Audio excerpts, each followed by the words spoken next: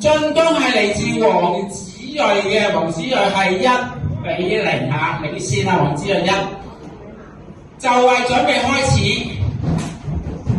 聽黃子睿進攻，吳亦朗防守還擊跟唔到啊！黃子睿一個進攻延續劈中啊！吳亦朗，黃子睿係2-0，就係準備開始，聽都係一樣啦。黃子睿發動進攻。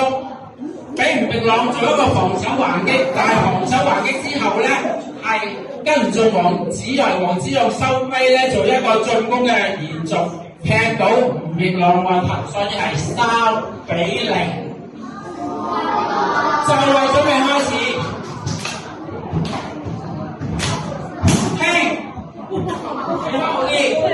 今次唔同啦，今次係吳亦朗先發動一個進攻劈黃子睿個頭，點不知黃子睿喺個時候咧就擋開咗吳亦朗個頭，然後做一個還擊，係劈中吳亦朗個頭，所以咧係領先4-0。最後一件睇下佢攞唔攞到分啊？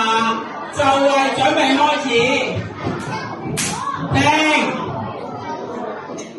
黃子睿做一個進攻，吳亦朗係擋到，但係還擊嗰時跟唔到黃子睿。黃子睿做一個進攻延續，係劈中吳亦朗，所以今次嘅勝方就係黃子睿。好啦，